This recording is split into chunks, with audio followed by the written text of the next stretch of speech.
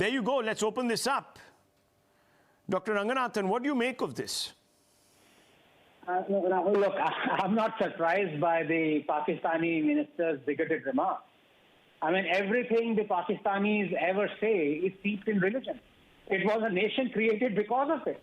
Basically, Allah has cursed the infidels and India is full of them. India is Darul Haram, even though our Muslim population is more than that of Pakistan. Everything happens either because of divine retribution. That the boys played well is purely incidental. So I'm neither surprised nor disappointed with what these Pakistani zealots say or think. What has disappointed me, Rahul, are these raucous, as you mentioned, celebrations by Indians, hamare apne, in campuses and on the streets. After India's defeat at the hands of Pakistan, the wild celebrations weren't because they were celebrating great cricket being played in Pakistan or by Pakistan. They were because their hatred for India. It is unabashed and it is unapologetic, in your face. And in one sense, it actually proves what Dr. Ambedkar had said, and let me just quote a couple of sentences of it. Islam is a closed corporation, and the distinction that it makes between Muslims and non-Muslims is a very real, very positive, and very alienating distinction.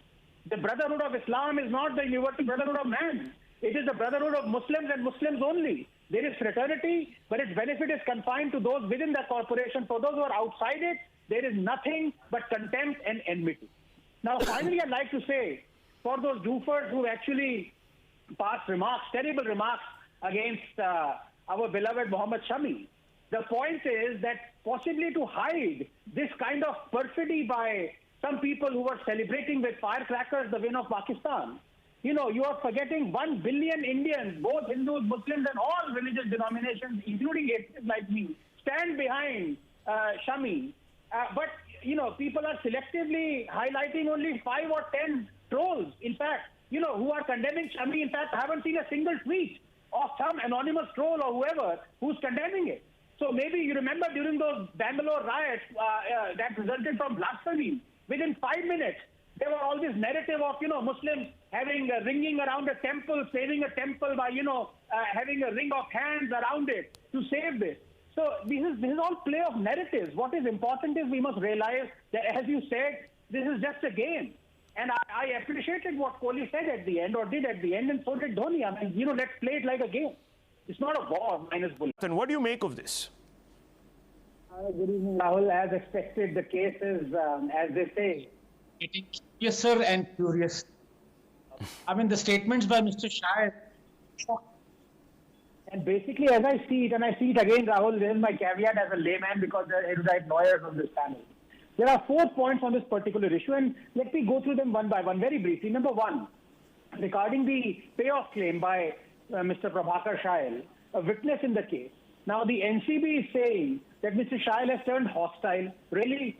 I mean, for 20 days he wasn't hostile and suddenly he's become hostile. Nonetheless, in the interest of propriety, it should be investigated. So also that quote-unquote whistleblower Goswami, who did the most ridiculous act by clicking a selfie with the accused. Number two, I also have to say that I am absolutely appalled by this relentless, vicious character assassination of the investigating officer at Wankhede by a ruling party legislator, no way. It is unbelievable the extent to which his and his family are being maligned. I mean, the officer is a product of I hate to even mention this, a mixed marriage himself, like Aryan is. And it is crazy that he is now being called anti-Muslim, Islamophobe, and a henchman of the underworld. This needs to stop immediately. Because if anything, it is prejudicing the case against Aryan. Number three, doubtless the BJP and the NCB do not emerge smelling of roses and all this now. I said this before, I repeat this. I am prepared to believe that the manner in which the investigation has progressed has been found severely wanting. I am prepared to believe that the way in which BJP leaders were accompanying the officers who arrested the questioned Aryan Khan smacks of bias, inaptitude, or worse. I am even prepared to believe that the NCB is under the thumb of Modi, given that it is a central agency, as you said, and like all central controlled investigative agencies, at the beck and call of the powers that be that control them. I am prepared to believe all that. But am I repeat, Rahul, I'm sorry to say this, am I prepared to believe that our courts and our judges are incompetent and vindictive towards Aryan? I'm sorry, I'm not. Yeah, that's a separate issue. We'll come to that issue. Right now, we are on what appears to be, as you said, a curious or a curiouser turn of events, which actually casts a big shadow on the probe itself. And that's where the problem is.